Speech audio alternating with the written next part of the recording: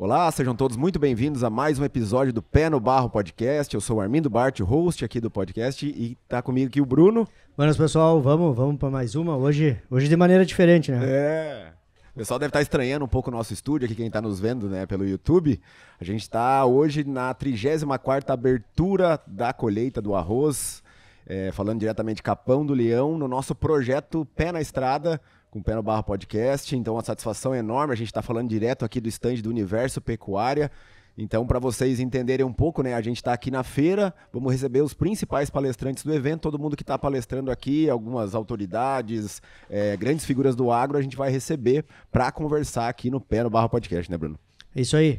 Aproveitando, né, agora tem que botar o pé no barro mesmo, botar a botina, né, sair de dentro do ar-condicionado, de dentro do estúdio, né, e esses momentos são fundamentais, importantíssimos, né, a gente que vive isso no dia a dia no agro, então todas as feiras, né, é o momento assim de ver muita tecnologia, de ver muita coisa nova, mas de encontrar, né, todos os amigos, todo mundo que faz, todo mundo que tá aí junto com o agro, e então fecha muito com a nossa ideia aí, com estar junto fazendo essas gravações, conversando, batendo papo. Eu já vou direto. Já pode ir, vai lá. Então vamos lá, hoje nós vamos botar bastante o pé no barro aqui, vamos começar com um convidado da parte de cima da tabela, né? Vamos conversar com o Thiago Liberlotto Hubert. Obrigado por ter aceitado o convite. É uma satisfação para nós estar aqui contigo para contar essa história, contar a tua história, contar a história da Terra Boa, né? Todo esse trabalho que vocês vêm desenvolvendo no agro. Bom dia, Armindo. Bom dia, Bruno. Bom dia aos ouvintes do podcast. É uma satisfação estar aqui na abertura da colheita do arroz, podendo dividir um pouco de conhecimento com outros colegas produtores de outras partes do Brasil, então espero poder contribuir positivamente nesse debate. Sem dúvida, já vamos começar a falar, né? Daqui a pouquinho a gente entra nas perguntas e tudo, também apresentando um pouco melhor o Thiago. Antes vamos falar um pouquinho dos nossos apoiadores do nosso podcast, que fazem esse podcast acontecer. Bom, a gente queria fazer um agradecimento especial ao Universo Pecuária. A gente está aqui, né, no stand do Universo, dentro da 34ª abertura da colheita do arroz. Um stand ficou muito bonito, super bem organizado. Até tem o pessoal, a gente está transmitindo hoje, né, a nossa conversa pelas caixas de som. Quem quiser assistir, tem um pessoal que vem aqui para nos acompanhar. Então, muito legal. E a gente, para falar do Universo Pecuária, para quem não conhece, é uma feira que acontece em Lavras do Sul e tem como grande objetivo ser uma feira que discute a pecuária sustentável, e promover, né, esse movimento para falar tanto da produção, produtores, empresa, gastronomia. Tem todo um universo mesmo da pecuária que é trazido para debate dentro dessa feira, que acontece, né, nesse ano dos dias 7 a 11 de maio de 2024. E então, se você é produtor, se você é técnico, já se programe para participar. E também para quem é dono de empresa, está dentro do agro, quer entender um pouco mais da feira, quer levar a sua empresa para dentro do Universo Pecuária, é só entrar em contato com o pessoal. Pode ser pelo Instagram, né, @Universo Pecuária, ou pelo WhatsApp, que é o 5199507 6701. Um agradecimento especial a Marcela, ao Davi e a todo mundo que está no Sindicato Rural também de Lavras, que nos fizeram esse convite para a gente estar aqui dentro do stand para ser o conteúdo, trazer todo esse debate e poder estar discutindo. Então se organizem aí e participem do Universo Pecuária. O universo é bastante interessante, né? Vem com essa pegada de falar de pecuária sustentável. A gente vai tocar muito nisso aqui com o Thiago também, né? Hoje é o que a gente tem enfrentado como um todo, né? O agro como um todo. E o universo vem com essa pegada, né? Numa diferenciação das outras feiras, mas também trazendo uma temática que envolve todos os pontos da sustentabilidade, né? Não só a parte de produção, mas trazendo muito aí das pessoas, da educação, do turismo.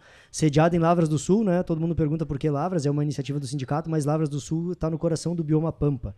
Então a gente discute muito dos biomas, é uma coisa que é super novo, né? Porque até então só se falava em Amazônia, agora há poucos anos o pessoal ficou sabendo que tem 5 biomas no Brasil, começou a discutir outras coisas, e aí descobriu que existe o tal do bioma Pampa, né? Que estava só nas universidades, tá aqui, tá no centro do Rio Grande do Sul, pega toda aí Uruguai e Argentina, boa parte. Então a gente tem uma área também, tá produzindo muito em cima dessa área, tanto pecuária como agricultura. Então é uma feira super, super bacana, né? Trazendo todos esses pontos para discussão. Então vale muito a pena participar, tem uma programação técnica também de alta qualidade, né? Então se programem e participem do Universo Pecuária. Falar dos outros apoiadores nossos, a CIA Brasil, CIA Serviço de Inteligência e Agronegócios. Eu e o Bruno, a gente trabalha na CIA. E a CIA é uma empresa de consultoria, tanto técnica quanto empresarial. Então, se você quiser saber mais sobre a CIA Brasil, entre em contato através do Instagram, @CIA_agronegócio ou ciabrasil.com.br. Também a ZT Sementes, que é uma empresa voltada para a produção de sementes de soja, aveia e trigo. Então agora a gente também está na organização das culturas de inverno, então entre em contato com a ZT Sementes. Se você ainda não reservou sementes, fique bem atento. A ZT tem sementes de altíssima qualidade para melhorar com certeza a produtividade e a rentabilidade do seu negócio. Você pode entrar em contato pelo Instagram, @ZT Sementes, pelo site ztsementes.com e também pelo WhatsApp, é o 51996031626. Outro parceiro nosso é a San Esteban. San Esteban é a maior franquia de moda equestre do Brasil. Tem lojas aí espalhadas, né, por todas as regiões e se caracteriza aí pelas modas do estilo country, hípico, polo, urbano, gaúcho. Tem tanto marca própria quanto multimarcas, então se você quiser se vestir bem, tá bem arrumado, entre em contato com a San Esteban, é @sanesteban no Instagram, com 2 N's, tá vendo aí também na nossa tela e também na descrição. Outro parceiro nosso, né, a MT Soluções Agropecuárias, é uma empresa especializada em soluções para pesagens e também estrutura para manejo de animais, então balança, tronco de contenção, banheiro de aspersão. Se você quiser montar essa estrutura na sua propriedade ou precisa melhorar, fazer manutenção, entre em contato com a MT que é sediada em Bagé, mas atende todo o Rio Grande do Sul, então através do Instagram, @MT Soluções Agropecuárias. E para fechar, o nosso novo parceiro, né, Bruno? Ele tem um parceiro novo hoje que está entrando, o pessoal da Agrocampo Giordani. A Agrocampo é uma loja agropecuária com sede em Vacaria, já com mais de 15 anos no mercado.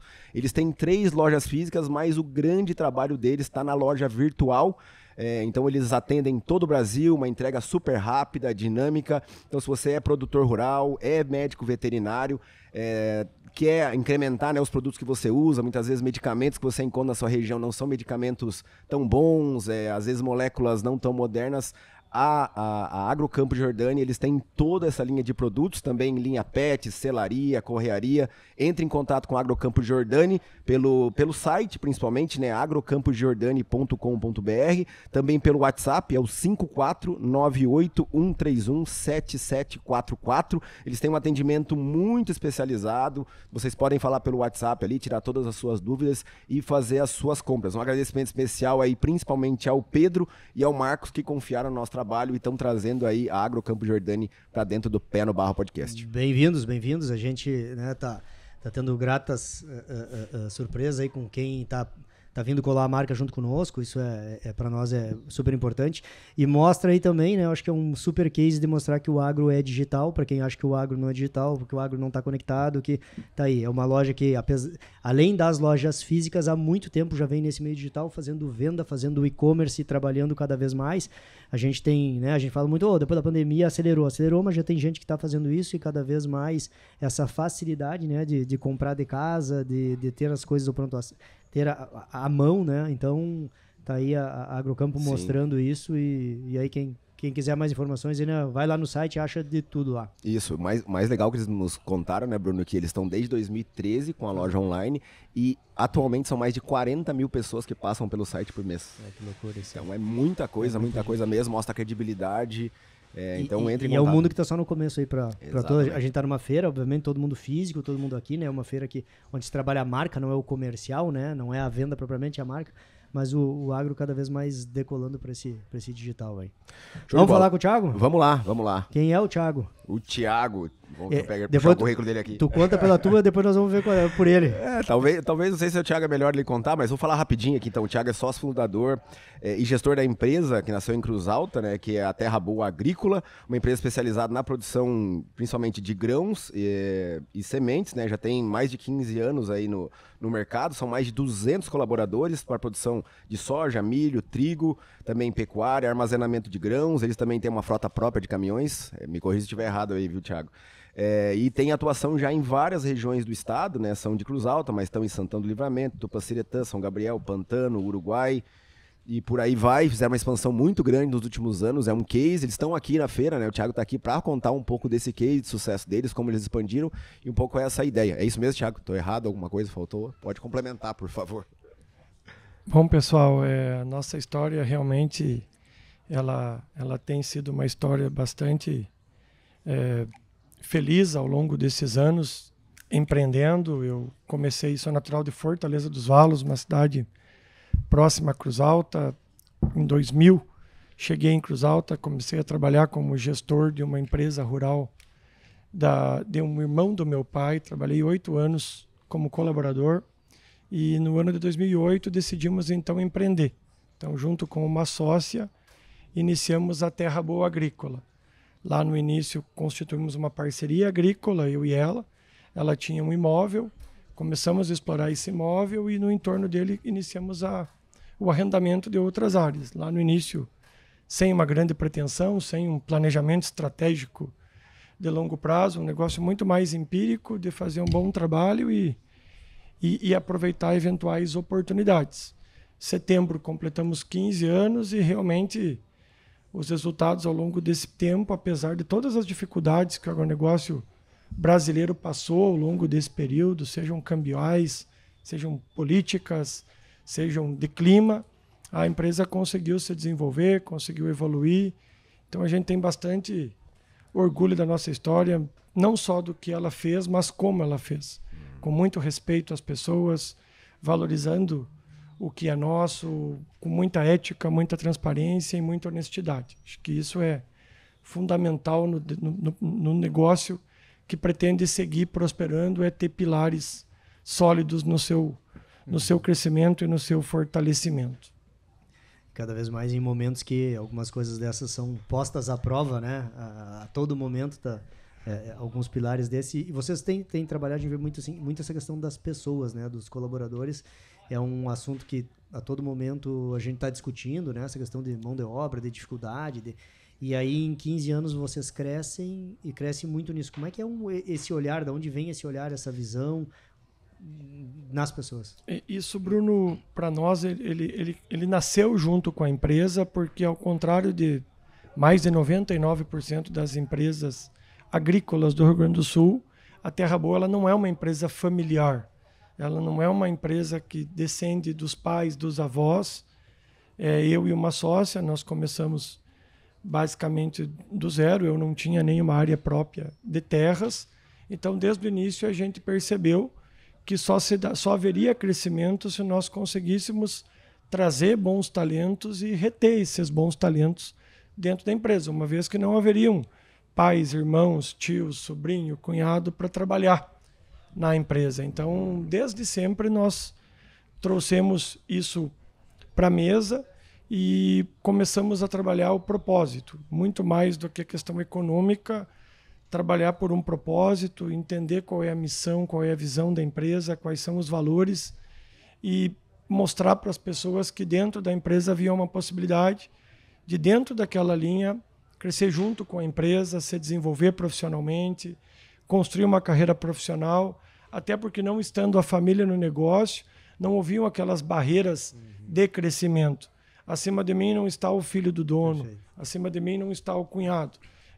À medida que eu tenho meritocracia, que eu vou mostrando o resultado, eu posso ir crescendo junto com a empresa e nós temos vários casos nesse sentido de colaboradores que começaram conosco em funções bastante simples e hoje ocupam cargos de gerência, supervisão dentro dos nossos negócios. E como é que faz isso, Thiago, na prática, assim? Tem a meritocracia, tem todo esse crescimento. Como é que tu estrutura isso dentro de um negócio? Por exemplo, eu tenho lavoura, eu planto lá, tenho 5 funcionários, 10 funcionários. Como é que eu estruturo esse negócio? Eu acho que o primeiro ponto é mudar o mindset quando há uma questão que nós temos no agro hoje muito mal resolvida. Eu viajo muito pelo agro do Brasil, tenho bastante oportunidade de estar no norte do Brasil, e onde eu chego sempre ouço a mesma coisa. O problema é gente. O problema é gente. Então nós precisamos mudar isso. Primeira coisa, a solução são as pessoas. Não é o problema, que são as pessoas. É evidente que no pós-pandemia, o senso de finitude mudou, a digitalização trouxe outros valores para os jovens e a maneira como a gente gerencia pessoas mudou. Então a maneira como meus avós, meus pais cuidavam dos colaboradores da propriedade rural, não é mais a maneira que eu devo cuidar hoje, sob risco de aí sim ficar sem pessoas para trabalhar. Segundo ponto, nós mudamos a estratégia de gestão de pessoas. A gente saiu daquele modelo coloquial do agro, que é comando e controle, onde o produtor está sempre junto no plantio, na pulverização, na colheita, e não tem nada de errado com isso, apenas esse é um modelo bastante intensivo em tempo dos proprietários e é um modelo pouco escalável. É muito difícil escalar um modelo se eu dependo de todo dia que vai haver um plantio, uma colheita, eu estar junto. A Terra Boa colhe durante 10 meses do ano, planta 10 ou 11 meses do ano. Então, se nós dependêssemos de estar sempre junto, seria muito difícil escalar. Então, nós mudamos do modelo de comando e controle para um modelo de gestão que a gente chama por responsabilidades, onde nós transferimos maior autonomia para os gerentes, depositamos uma confiança muito maior neles e confiamos a eles serem os donos do negócio. Cara, aqui nessa propriedade você é o dono do negócio. As premissas são essas, a cultura é essa, a estratégia é essa. Dentro disso, tu tens autonomia para fazer do teu jeito, dar o teu show. E isso, ao longo dos anos, tem nos mostrado ser um sistema extremamente interessante, porque nós começamos a ver pessoas fazendo muito mais do que se imaginava que elas teriam capacidade para fazer. O que acontecia não era que elas não tinham capacidade, elas nunca tinham tido a oportunidade de poder mostrar o que elas eram capazes. Então, o que nós temos feito é mais ou menos isso. É mostrar para as pessoas que elas realmente têm capacidade de fazer mais do que elas imaginam.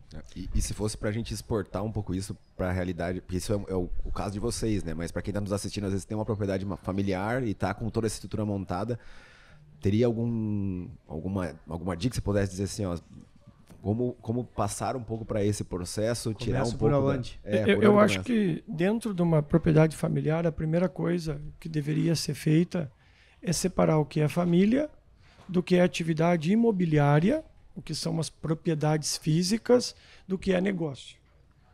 Isso hoje é bastante misturado. A família, domingo é o que mais acontece, a discussão do churrasco de domingo traz E a família, ela é a dona da propriedade, ela acaba explorando aquela propriedade, mas meio sem entender que são 3 negócios distintos. Então, quando eu separo o que é família do que é a minha atividade imobiliária, e ali eu tenho um custo de oportunidade, um custo de arrendamento, e eu remunero esse custo, aí eu entendo que eu tenho que ter um negócio eficiente. Para esse negócio ser eficiente, a família evidentemente pode participar, mas deveria participar apenas quem tem meritocracia, para estar ali dentro, quem realmente está somando, e entendendo que a terra deveria ser remunerada em paralelo à rentabilidade da operação.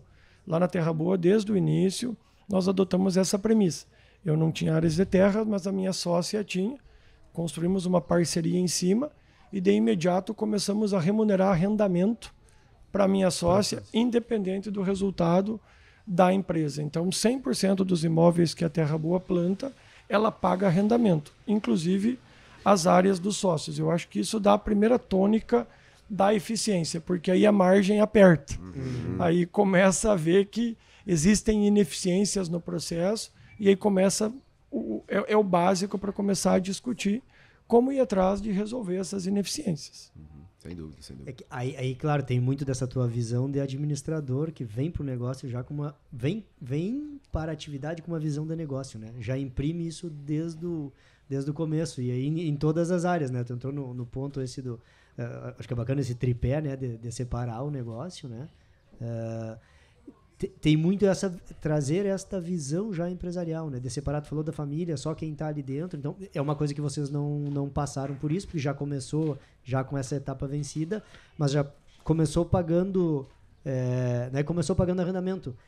Muitas parcerias a gente vê que começam e acabam dando errado porque não consegue fazer essa precificação de dizer, cara, a terra é tua, mas ela tem um valor e se fosse qualquer outro iria pagar arrendamento, vamos separar, a atividade tem que ser rentável. Eu descendo de uma família de produtores, meus avós são italianos, meu bisavô veio da Itália, então só que eram propriedades menores, né? Fortaleza dos Valos, meus pais trabalhavam com pecuária de leite e um pouco de propriedade um pouco de grãos. Mas desde o início, essa é uma confusão muito grande, porque o agro no Brasil, ele opera na pessoa física. Então, por operar na pessoa física, tanto a entrada de um custeio bancário como a comercialização de uma soja, elas acontecem na tua conta bancária da pessoa física. E isso gera algumas confusões sobre o que é lucro e o que é faturamento bruto. Então, desde o início também nós estabelecemos pro labore. Ninguém vai tocar na conta. É uma conta em nome do Thiago lá no banco, mas essa é uma conta empresarial. O Thiago vai ter uma outra conta. Entrou um custeio ali, o cara olha aquele volume e diz, caminhonete agora dá uma entrada. Não, e é muito tentador. Então, desde o início, nós também estabelecemos que teríamos pro labore todo dia 30, assim como todos os colaboradores da empresa. Eu tenho meu salário, minha sócia tem o salário dela, e nós vivemos dos nossos salários ou pro labores. Nós não misturamos isso com o dinheiro da empresa. Isso é uma coisa que, felizmente, melhorou no agro brasileiro, mas ainda é muito normal haver essa confusão, porque às vezes a conta bancária é uma só e ela está pagando contas da empresa, contas da família, tudo misturadas. E aí tu pergunta para a família quanto ela gasta, ela chuta um valor que geralmente é 20%, 30% do real, porque ela nunca parou para calcular que os custos daquela família são muito maiores do que ela imagina. Porque como eles estão muitas vezes mascarados ali no meio dos custos da empresa. A gente pega vários casos, né? E muita gente não tem o Prolabore, né? Não tem isso estabelecido. E o cara vive do que tira. Nós temos um caso de um cliente nosso. Não, meu salário é super pequeno. Pequeno aqui. Eu tiro só um pouquinho, né? O cliente não é daqui do estado. E aí a única coisa é que a fazenda paga o meu cartão de crédito. E o cartão meu e da família é pago dentro da fazenda e o meu Prolabore é desse tamanho, então eu sou super barato. Assim. Aí conversa, vai ver, nós vamos ver o cartão de crédito, cara. Com aquela vida dele, imaginamos que o cartão de crédito do cara era 30 pau por mês. Então, assim, que ele jogava tudo dentro do cartão, que ele tirava para botar no bolso. E a empresa tava. Mas ele não via isso como. Né? Então, existem essas confusões. Fora isso, às vezes ter um padrão de vida, muitas vezes, que o negócio não comporta. Também tem isso, né, envolvido. Quando a gente joga o custo do Prolabore, o custo da família, calculado exatamente como deve ser, agregando todos os custos que não tem a ver com o negócio, e divide pelos hectares explorados, muitas vezes esse é um custo muito relevante no custo global da produção. Ele pode ser maior que o custo do óleo diesel ou da própria folha de pagamento. Sim. Então, ele, de modo geral, ele é maior do que ele parece ser, porque muitas coisas estão mascaradas dentro da empresa. Thiago, e sobre essa tua formação, então, você traz essa visão de administrador, de gestor para o negócio e você escolheu se formar nisso, né? Se capacitou nessa área. Você nunca pensou em estar na área técnica, agronomia? Porque a maioria do pessoal que está na produção, está dentro das fazendas, pensa em ir direto para essas formações mais tradicionais. Você está correndo uma carreira um pouco diferente. Por que você decidiu isso? Foi pensado? Não? Explica um pouco para a gente. Sabe, Armindo, que se eu falar que foi muito pensado, vou estar novamente incorrendo em uma mentira. Na verdade, eu trabalhava... Fiz técnico em agropecuária, morei 1 ano nos Estados Unidos, fiz um estágio lá. Quando retornei, comecei a cuidar da propriedade. Isso aí já rachou a cabeça, né? Já abriu, já deu uma martelada, já dá aquela... Sem dúvida. Aí comecei a trabalhar na propriedade dos meus pais, cuidando da pecuária de leite. E eu precisava trabalhar durante o dia, eu tinha essa necessidade, então só havia a possibilidade de fazer faculdade durante a noite em Cruz Alta, que são cerca de 60 quilômetros da cidade onde eu morava. E à noite havia direito, administração e, se não me falha a memória, educação física, mais alguma coisa assim. Então, a administração foi a opção possível para quem precisava trabalhar durante o dia. Porque, na época, a agronomia era só diurno. E aí eu precisaria ficar mais 5 anos vivendo às custas do meu pai sem gerar nenhuma renda. Na época, isso nem passava pela minha cabeça, porque eu, quando morei fora, eu já... tinha meu próprio dinheiro, quando eu voltei eu já me sustentava, então eu decidi entrar na administração muito mais por isso. Talvez se houvesse agronomia no período noturno, eu tivesse cursado agronomia, que parecia ser a época lógica. Mas felizmente não cursei e hoje me parece que isso foi uma decisão muito acertada, nada contra os agrônomos dentro da Terra Boa. Hoje trabalham 6 agrônomos, é uma categoria extremamente relevante por agronegócio, mas porque a gente veio a montar que foi uma empresa agrícola, o conhecimento da administração talvez seja mais relevante que o da agronomia propriamente dito. E se a gente tem pelo lado, né, do agrônomo, né, da agronomia de estar junto, ou como do produtor de querer estar sempre nas operações, como tu falou, ter muito controle, né?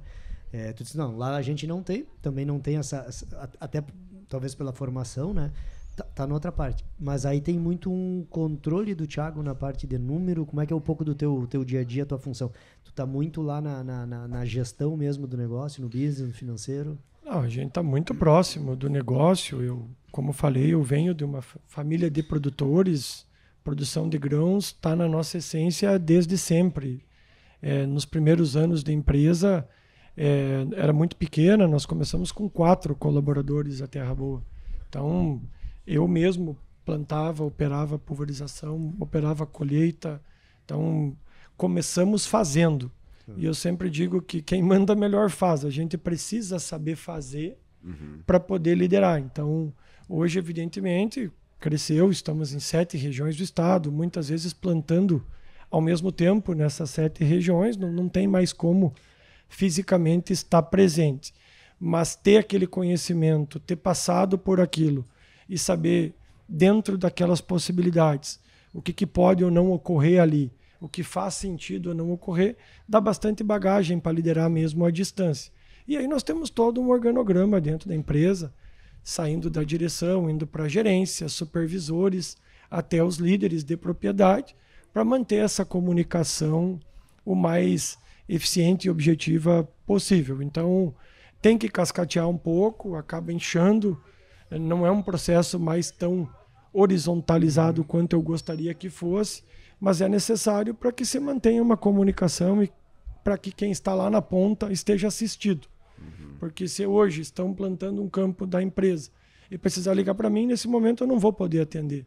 Mas quem está lá com uma máquina quebrada vai precisar do apoio de alguém para resolver aquele problema. Então é preciso dar para essas pessoas um suporte de organograma para elas terem a quem recorrer, quem decida, quem resolva o problema, porque, como dizem, o agro não para, e isso é literalmente uma frase verdadeira, de domingo a domingo tem trabalho hoje nas lavouras da Terra Boa, até pelo número de grãos que a gente produz. Muitas vezes nós temos 2, 3, 4 culturas no campo ao mesmo tempo. Nos dá um pouco dessa dimensão da Terra Boa aí, de locais, áreas, tamanho, o que cultiva? A Terra Boa, ela começou na região de Cruz Alta. À medida que nós fomos expandindo, fomos migrando para outros municípios contíguos à região de Cruz Alta. Nosso objetivo primeiro era não ficar a mais de 60 quilômetros do armazém que nós havíamos adquirido, para poder trazer para ali os grãos e fazer ali as sementes. Terra Boa começou em 2008, em 2012 iniciamos com a produção de sementes. À medida que a gente foi crescendo, foi ficando cada vez mais difícil expandir. A região de Cruz Alta é uma região extremamente competitiva, extremamente cara, valorizada, não oferece muitas oportunidades de expansão.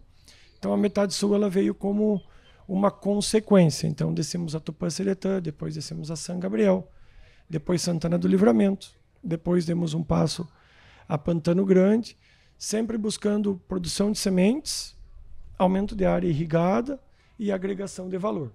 Vindo para a metade sul também surgiu a pecuária, que até então não era um negócio da Terra Boa, já é um negócio bem mais recente, faz cerca de 4 anos que entramos na pecuária, com o advento das lavouras na metade sul, não poder implantar trigo no inverno, a gente produz bastante semente de trigo, mas durante o inverno essas áreas não têm potencial para trigo, então começou a pecuária ali.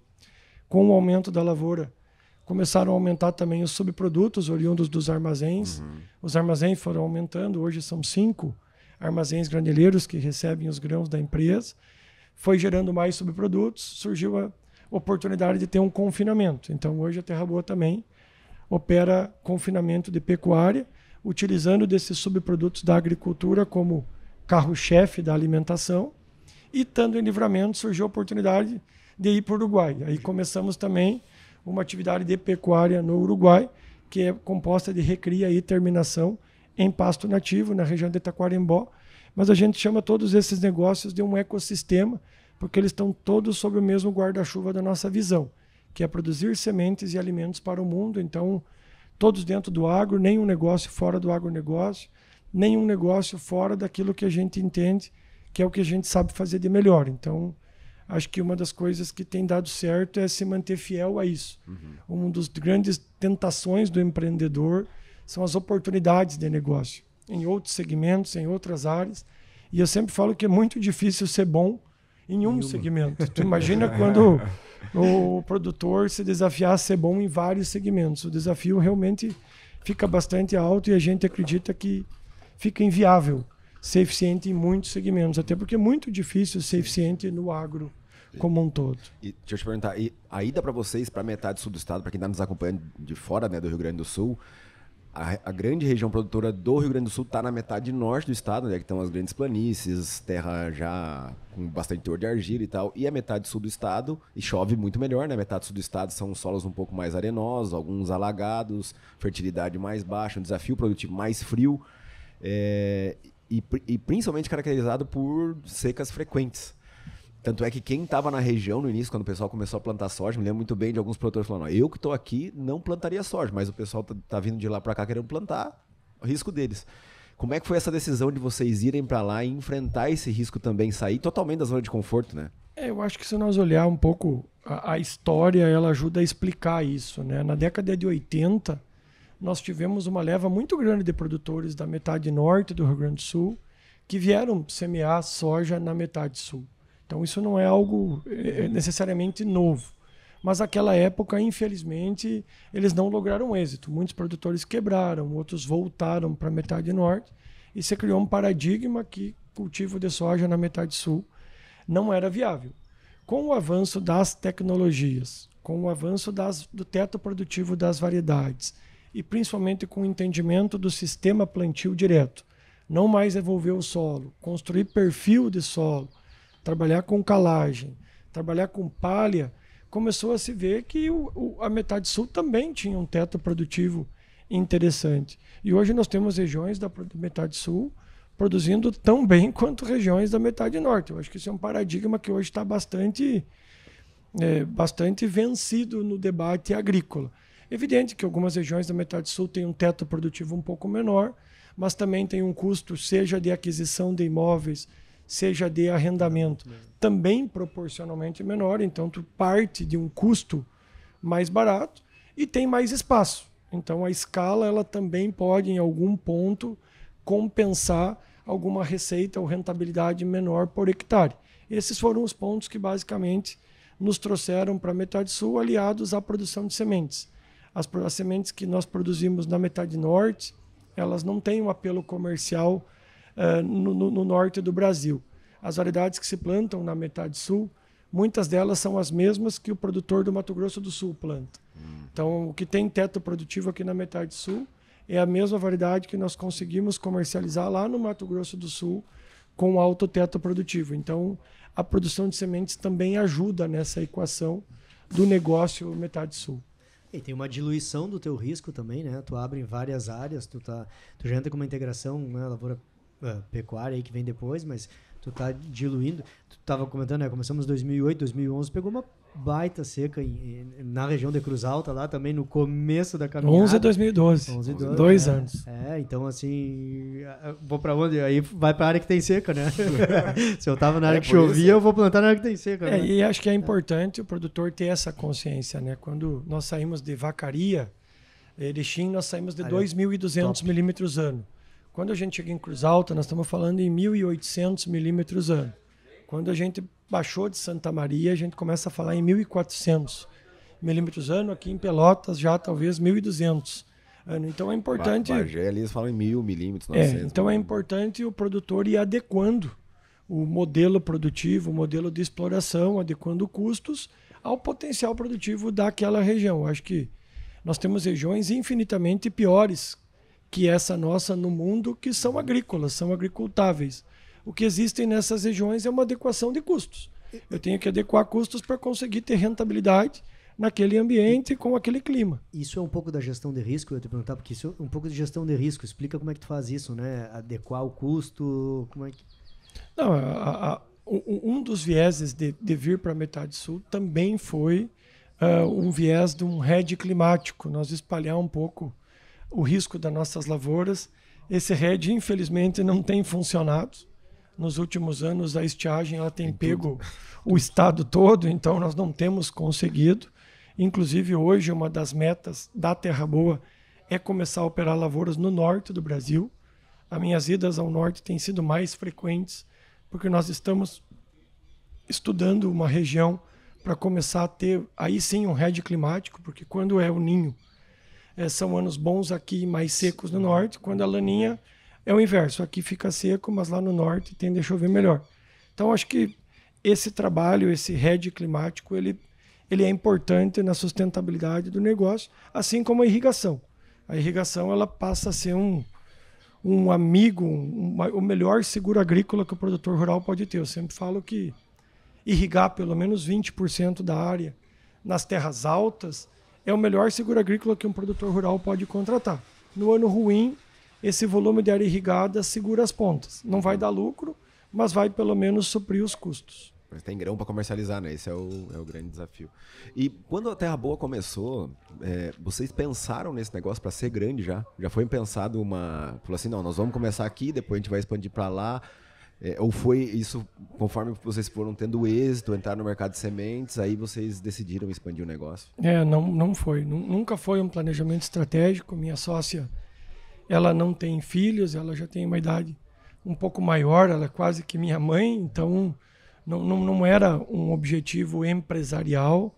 Eu, enquanto trabalhava como colaborador, eu sempre falava que eu tinha um sonho de um dia plantar 1.000 hectares. Era uma coisa que, para quem era colaborador, era um sonho bastante distante. Então, as coisas foram acontecendo numa velocidade maior do que a gente imaginava, e uma oportunidade levou a outra. Esse ecossistema que nós criamos no agro, ele foi muito calcado com esse negócio, esse outro tem sentido. Com esse outro, surgiu a oportunidade de entrar aqui, fazendo quase que fechando esse ciclo. Então, nós não temos um objetivo, um planejamento estratégico de longo prazo com um crescimento estabelecido ou metas de expansão. Não é esse o caso, até porque eu não vejo necessidade nisso. Nós não temos capital aberto, não temos uma família grande nos pesando e demandando a expansão dos negócios para que toda a família possa entrar. Então, nada disso tem na empresa. Meus filhos ainda são pequenos. E o que a gente faz, sim, é aproveitar oportunidades. Quando a gente entende que pode dar um passo adiante, a gente faz, até porque nós temos uma equipe grande de colaboradores. Eles também têm esse desejo de crescer na vida, de melhorar a situação, empreender junto conosco, poder crescer profissionalmente, poder crescer financeiramente. E para que eles possam crescer, a empresa precisa avançar para gerar oportunidades para eles. Então, eu sempre falo hoje que o crescimento da empresa depende muito mais da vontade do nosso time, dos colaboradores quererem ir adiante, do que da nossa. Até porque sozinho nós não teríamos condições de avançar. Então, hoje tem um time aí bastante focado em crescer, que quer se desenvolver junto com a empresa. E é muito em função deles que a gente acaba fazendo novos negócios. E quando tu pensa assim, né, não tem esse objetivo aí de pegar capital ou de abrir, né, o terceiro, mas quando tu vai dessa maneira organizada, tu vai estruturando o teu negócio, até isso é possível, né? Ele vai ficando, tá tão encaixado que amanhã depois alguém, não precisa ir atrás, pode ser que alguém bata na tua porta e diga, cara, esse teu negócio tá tão bom, e hoje a gente está vendo todo esse apetite, né, de capital querendo entrar no agro, e justamente esbarra em ter negócios bem estruturados, negócios com governança, empresas mesmo do agro, né? Não um CPF, né? Mas essas empresas estruturadas com toda a parte de gestão, com uma questão financeira, com uma questão produtiva muito grande. Né? Então isso já é um caminho, né? Porque ele vai sendo construído. Né? Eu não estou procurando, mas sim, né? Alguém já deve ter procurado. Certo. Não é um objetivo, mas sem dúvida, à medida que é mais ou menos como qualquer empresa. Quanto melhor a empresa se prepara para o mercado, quanto mais organizada ela é, quanto mais eficiente ela é, mais oportunidades aparecem para ela. Isso é no agronegócio, isso é no podcast, isso é em qualquer segmento da economia capitalista. Então, não seria diferente no agronegócio. Uma boa empresa eficiente, que trabalha com rentabilidade, que valoriza pessoas, que tem valores sólidos, ela sem dúvida acaba sendo lembrada. Então a gente fica muito feliz. Nosso propósito, a gente sempre fala que é ser fonte de inspiração para quem sonha com um mundo melhor. Acho que não é um propósito utópico, pode parecer, mas ele transcende bastante o dinheiro. Mas é realmente atrás desse propósito que a gente trabalha. E quando eu sou convidado para estar num podcast como o de vocês, eu entendo que isso está 100% alinhado ao nosso propósito. Se o trabalho da Terra Boa puder inspirar outros produtores, outras regiões a também evoluírem na agricultura, esse talvez seja o maior legado que nós possamos deixar. Perfeito, perfeito. Quando tu fala lá em região norte, o que tá olhando? Maranhão, algumas coisas assim? Onde é que tu vê mais uma fronteira e um potencial? Depende se é para aquisição de áreas ou é para arrendamento. De modo geral, quando se perseguem aquisições de áreas, se busca potencial de valorização imobiliária. E aí as novas fronteiras agrícolas sempre oferecem as melhores oportunidades. O pedágio que vai se pagar até consolidar aquela região é maior, o acesso à energia elétrica, a dificuldade de atrair bons colaboradores. Tudo isso vai ser mais difícil, mas quando eu pretendo arrendar, aí inverte. Aí se eu quero arrendar, aí eu vou buscar as melhores áreas, as áreas mais consolidadas, nem que tenha um custo maior de arrendamento, mas também vai ter um potencial econômico de geração de valor melhor. Então é mais ou menos esses os dois olhares que nós temos feito no norte do Brasil, começando no Mato Grosso e fomos até o Amapá já olhando negócios, e é impressionante como existe agricultura. Hoje o Amapá, que era um estado que estava fora do radar do agro brasileiro, já tem muito produtor plantando milho, soja no Amapá, com uma logística 1.600 quilômetros melhor do que quem planta em Sorriso, no Mato Grosso, que tem que pegar um caminhão, fazer 1.000 quilômetros até Miritituba, navegar mais 600 quilômetros pelo rio Amazonas para chegar lá em Macapá. Então, o Brasil é muito grande, ele oferece muitas oportunidades, e à medida que a gente vai prospectando, vai descobrindo coisas que são quase que impensáveis para quem mora aqui no extremo sul do Brasil, né? E aí eu acho que está totalmente ligado, fiquei com uma palavra aí que tu falou, né? Que é essa mudança de mindset, de cabeça mesmo, né? De lá, quando tu começou falando que a mão de obra é problema, e não é problema, ela é solução. Então já começa com isso, já de ter essa visão empresarial, de ir separando, porque vai te libertando para algumas coisas, né? Eu digo que o agro é maravilhoso, é ótimo, é maravilhoso, mas tem muito produtor, tem muita gente que a gente vê que está sofrendo ali, que se amarrou dentro da sua propriedade, se amarrou dentro do seu negócio, em que ele não pode sair, que ele tem que estar ali, e tem muita oportunidade, muita coisa acontecendo que esse cara não consegue aproveitar, não consegue enxergar, e aí vai limitando mesmo a cabeça, porque essas coisas vão ficando difíceis, e aí quando tu tem um momento ruim como agora, tá tudo ruim, tá horrível, então, e pelo contrário, né, a gente sabe que vai passar por isso, né, cara, sempre vai ter, mas com a cabeça aberta... Eu sempre falo que o agronegócio ele tem 5 grandes variáveis que impactam na rentabilidade. A primeira delas é clima, que é a principal de todas. Nós temos visto aí um clima cada vez mais extremo, maiores ondas de calor, de frio, de chuvas, de neve. Segundo é câmbio. Saímos de um câmbio de R$4 pré-pandemia para R$ 5,50 pós-pandemia. Isso ajudou muito o agro, mas é incontrolável. Oferta e demanda de alimentos global. Temos uma paridade de exportação no Brasil que funciona. Então, de 5, 3 nós não controlamos. Nós conseguimos mitigar risco. Seja via um seguro agrícola para clima, uma irrigação, um hedge cambial para preço, uma venda de soja no mercado futuro. Mas o que a gente cuida mesmo no agro é custos e receitas. Então o produtor precisa focar nisso. E eu acho que esse produtor que está nesse problema está focado muito em custos. E reduzir custos é limitado. Chega num ponto que não tem mais onde cortar custo. Ou começa a cortar custos que baixam a eficiência do negócio. Então, empresa nenhuma vive de cortar custos por muito tempo. Corte de custos ele é necessário, principalmente em momentos onde o mercado restringe margens, mas é a venda que move a empresa. Em qualquer lugar do mundo, a empresa que cresce é a empresa que vende, é a empresa que fatura. Então, o olhar desse produtor que está muito focado em contingenciar custos, o que eu diria para ele é começar a olhar além disso. Isso é importante, isso é fundamental. Nós temos um trabalho muito grande de gestão de custos dentro da empresa, mas é potencializar receitas. A empresa só vai voltar a crescer, só vai dar a volta se ela começar a aumentar o faturamento. Porque chega num ponto que não tem mais como cortar custo. Então, entender que o crescimento empresarial vem do aumento de receitas e não do corte de custos é muito importante para quem quer se manter competitivo no agronegócio. Embora a gestão de custos seja essencial, absolutamente fundamental, mas ela sozinha não mantém uma empresa de pé por muito tempo e menos ainda faz uma empresa crescer. Não é ela que vai te dar o grande pulo, né? O efeito na receita é muito maior do que quando tu olha. E aí tem um outro ponto nessa questão da receita que a gente vê e está vivendo esse momento agora, que é muito a questão preço. Óbvio que é a quantidade vezes preço é o que vai te dar receita, né? E aí tu já estou me atrevendo, estou falando com o administrador. Até onde, e a gente nota aqui, experiência aqui, e aí queria ver a tua visão, muito disso aí, o produtor às vezes está muito focado em preço de venda.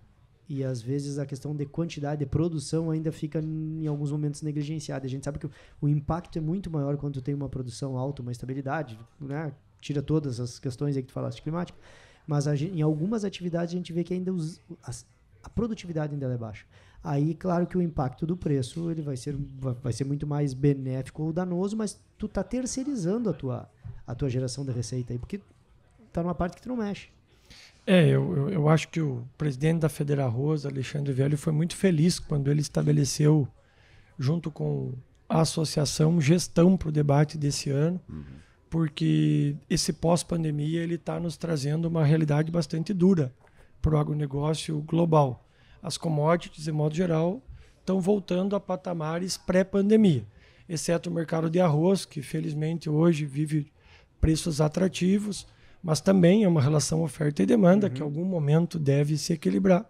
As demais commodities elas têm caído de preço. E isso faz com que a gestão ela passe a ser cada vez mais importante, porque realmente, quando os preços são elevados, até uma gestão mais ou menos entrega rentabilidade. À medida que os preços de venda vão caindo, a necessidade de gerir custos, a necessidade de aumentar a produtividade por hectare, a necessidade de ter um sistema de compras mais eficiente, a necessidade de agregar valor ao produto de venda, ela começa a ser fundamental para a manutenção da rentabilidade do negócio. Então, acho que é um debate extremamente relevante nesse momento.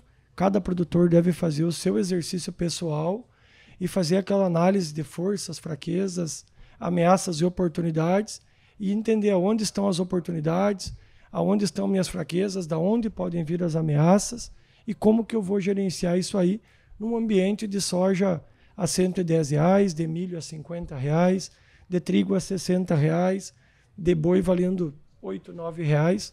Ou seja, são preços de venda muito ruins. E como eu falei, o produtor das 5 variáveis, uma delas é a oferta e demanda que o produtor não controla. Nós não estabelecemos o preço pelo qual a gente vende. Então nós temos que ser muito bom na gestão de custos e na produção de receitas. É isso que nos cabe e é por aí que eu enxergo a solução. Eu não consigo ver politicamente nada que vá salvar o produtor. Não vai ser um plano econômico, não vai ser uma securitização. Essas prorrogações, elas têm um limite. Paliativo. Prorroga 1 ano, prorroga 2, chega num ponto que não há mais como prorrogar, a dívida fica impagável. Então, sem gestão, não tem como avançar. É preciso, sim, fazer o dever de casa. Uma outra pergunta que eu ia te fazer, espetacular, assim, isso que tu falou, acho que é fundamental, né? Entendimento e profissionalização do negócio. Acho que essas são a chave nesses momentos aí. Mas eu queria te perguntar sobre a tua entrada, a entrada de vocês na pecuária também. Porque a gente vê muitos produtores que enxergam também como oportunidade, por exemplo, as áreas de inverno, mas mesmo assim são bastante receosos. Gostam mais da agricultura, às vezes não gostam tanto da pecuária e tem bastante, até um preconceito em relação a reduzir produtividade, tem todos esses pontos aí. Você falou um pouco, na metade sul não planta trigo, então por isso que a gente começou. Mas a metade norte também, se analisar o trigo, ele é uma cultura sempre daquele jeito. Tem anos muito bons, mas o normal é que seja ruim.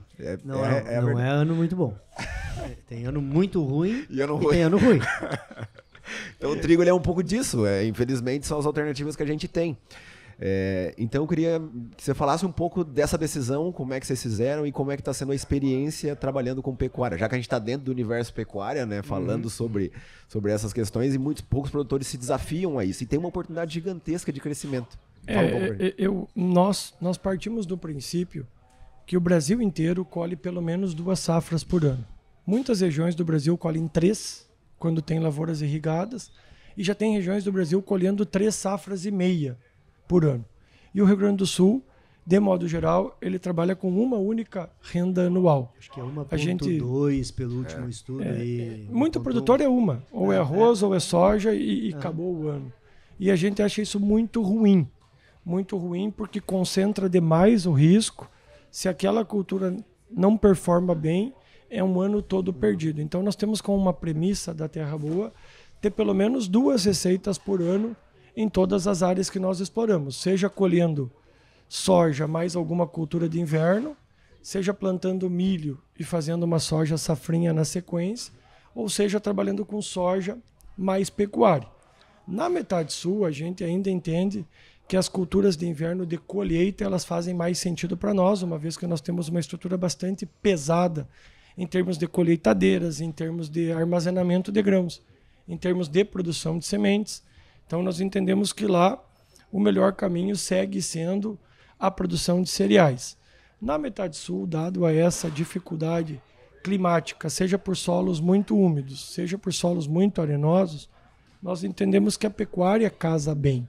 E nós temos visto, e tem vários exemplos no Rio Grande do Sul, de produtores que têm conseguido fazer uma pecuária eficiente sem perder teto produtivo de soja.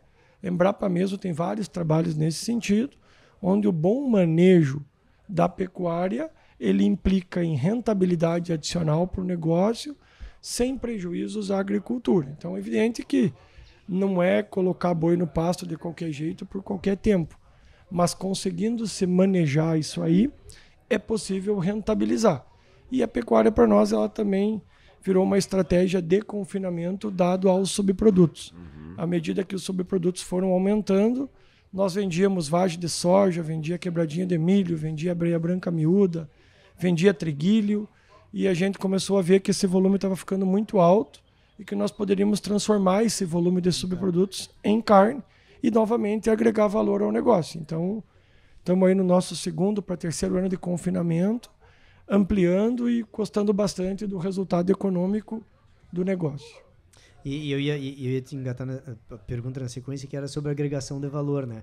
Como agregar, né? Porque a gente, quando pensa, produtor, né? Como é que a gente vai agregar valor se a gente não... Aí tu acabou de dar um baita exemplo de como agregar valor ao produto, né? Vocês têm a semente, tem esse... Como é que é um pouquinho dessa tua visão aí dessa agregação, de tentar... tudo é commodity, soja, trigo é trigo...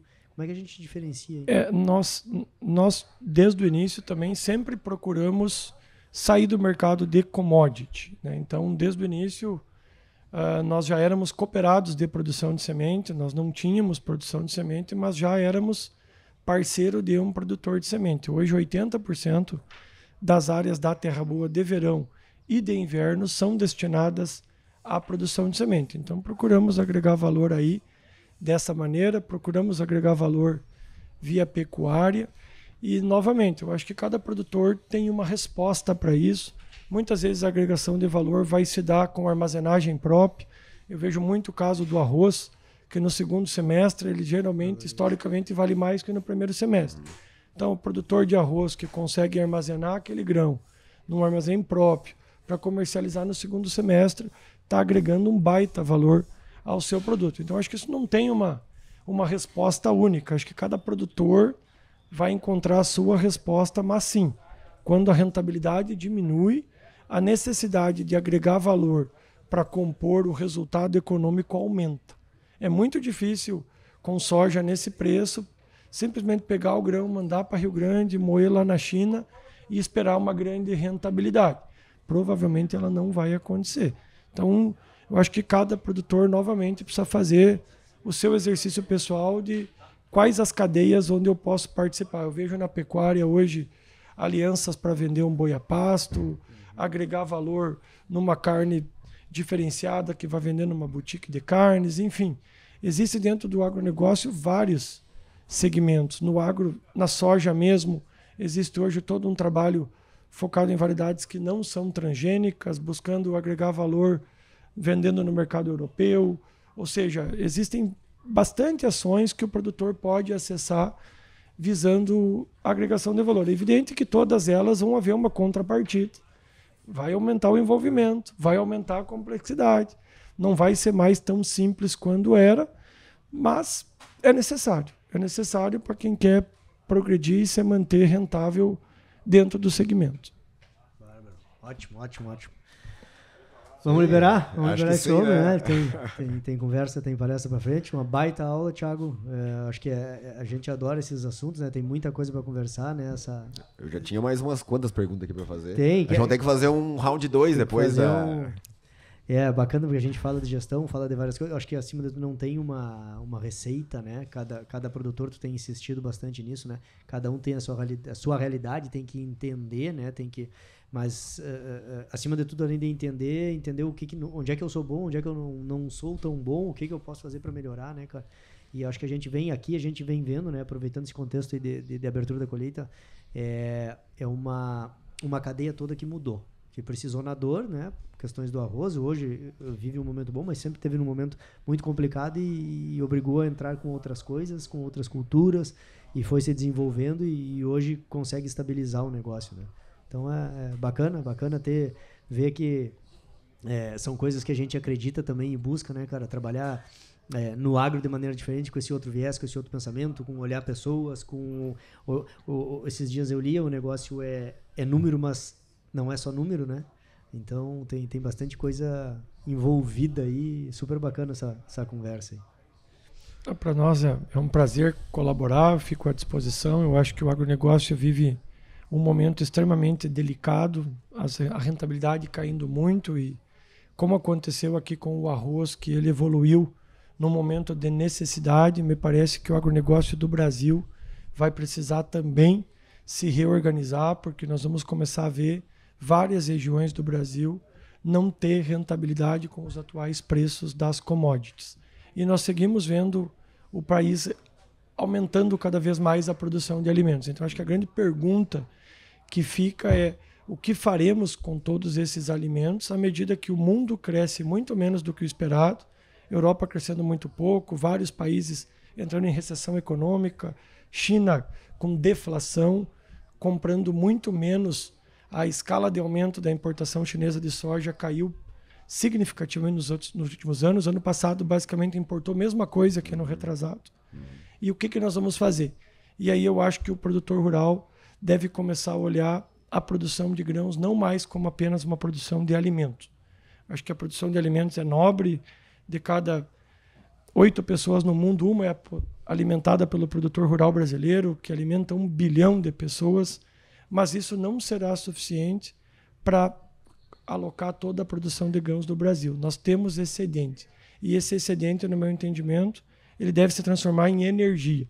A transição energética, a matriz do combustível verde, onde nós entramos com etanol, onde nós entramos com biodiesel, com mais força no mercado, substituindo o petróleo, é a próxima fronteira da agricultura. Eu não tenho dúvida que por aí nós podemos encontrar a liquidez que o produtor rural precisa para seguir escalando os seus negócios.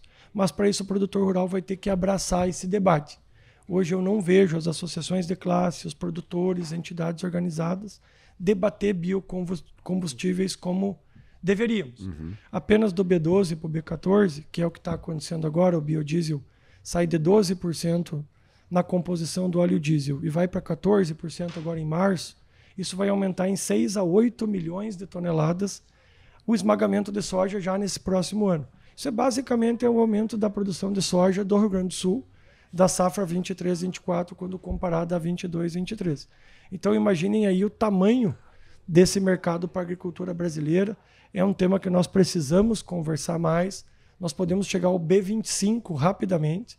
Isso seriam 40 milhões de toneladas a mais de soja destinadas à produção de biodiesel. Sem falar no SAF, que é o combustível da aviação, onde nós vamos poder ver amanhã depois etanol, biodiesel, abastecendo aeronaves para fazer voos intercontinentais. Então eu vejo que o Brasil tem 40% da matriz energética para a produção de combustíveis verdes e não está aproveitando essa oportunidade como deveria.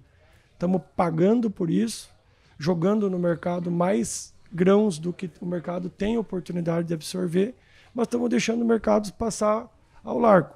Por exemplo, arroz.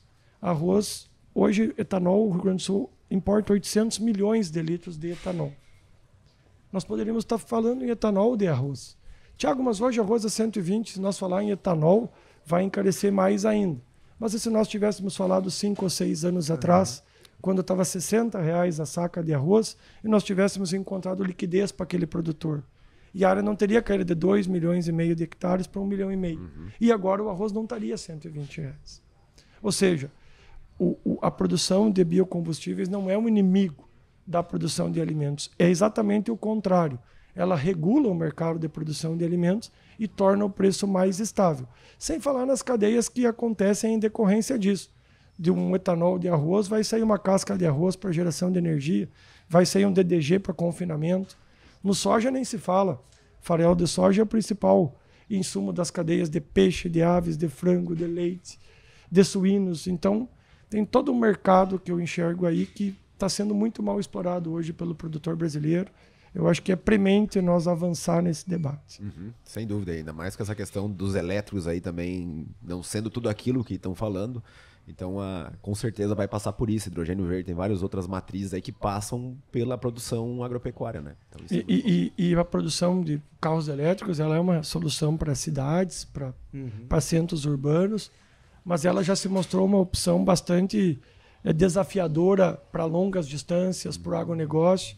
E enquanto isso nós já vemos. A gente viu na Agritécnica ano passado já motores a etanol sendo lançados. Nós estamos com toda essa tecnologia desenvolvida aqui, né? Do etanol. Desenvolvida. Para o milho também. Já temos empresas comprando frotas de caminhões movidas a B100. 100% de óleo diesel na frota de caminhões. Então isso está consolidado. A tecnologia está validada. Basta nós criar marcos legais politicamente para que isso possa avançar. Então, isso é um debate que o produtor rural deveria abraçar. O produtor rural não tem ainda o entendimento do quão relevante é esse debate para ele. Ele pensa que esse é um debate do produtor de biocombustíveis, é um debate do governo, enquanto isso é um debate do produtor. E talvez aí tenha um baita ponto, né? Porque a gente discute sempre com a questão, né, da representação política, né? E aí usa essa representação política às vezes para discutir preço algumas mínimo, coisas e não botar essa energia, esse conhecimento para discutir marcos regulatórios aí que vão melhorar lá na frente, né? Se a pauta, em vez de nós estar discutindo hoje prorrogação de financiamento bancário, nós estivéssemos discutindo outros usos para os grãos que nós produzimos, provavelmente a prorrogação do financiamento bancário seria desnecessário. E aí seria todo mais simples o trabalho, seja da cadeia do agro, seja do governo, que acaba tendo que subsidiar essas prorrogações. Então, eu entendo que nós estamos errando na pauta. O produtor rural do Brasil precisa olhar a produção de grãos não apenas como uma produção de alimentos, mas uma produção de alimentos e aproveitar a chance de ter também a produção de energia. O Brasil pode ser o MOPEP dos combustíveis verdes. Basta nós saber trabalhar essa pauta com mais inteligência e com mais estratégia. E que está totalmente conectado com o que a gente tem discutido de sustentabilidade, de todas as outras agendas aí. Tem conversa, tem assunto. Tem uma aula aqui. O homem aí é bater em pedra dura. Aí tem bate que volta que tem coisa aí. Show de bola, obrigado, Thiago, pela participação com a gente aqui, por tirar um pouquinho da tua agenda, né, na correria aqui da feira para vir falar conosco. Tem a palestra daqui a pouco também. Então, tenho certeza aí que quem acompanhar ou quem acompanhou, né, porque às vezes o pessoal vai ver gravado depois, vai ter gostado muito desse assunto e todo o debate envolvido. Prazer estar aqui com vocês, fico à disposição para eventualmente esclarecimentos adicionais. Foi ótimo. Show de bola. Show de bola. Então, agradecer vocês também que estiveram com a gente, o pessoal que está aqui também no stand, né? Muito obrigado. Agradecer os nossos parceiros, o Universo Pecuária, a CIA Brasil, a Agrocampo Jordânia, ZT Sementes, a Sanisteba, MT Soluções Agropecuárias. Uma coisa que nós não falamos, Bruno, é agradecer a Puro Trato, né? A Puro Trato Nutrição Animal, que foi uma das empresas que esteve com a gente desde o início. A gente acabou não continuando, mas esperamos em breve aí que a Puro Trato esteja com a gente. Muito obrigado a todos envolvidos. Se você também tem a sua marca, a sua empresa e quer colar aqui com a gente no Pé no Barro Podcast, entre em contato. Vai ser uma satisfação enorme ter mais parceiros e empresas de grande renome conosco aqui no podcast. Obrigado a todos vocês e até o próximo episódio do Pé no Barro Podcast. Um grande abraço. Valeu, até mais.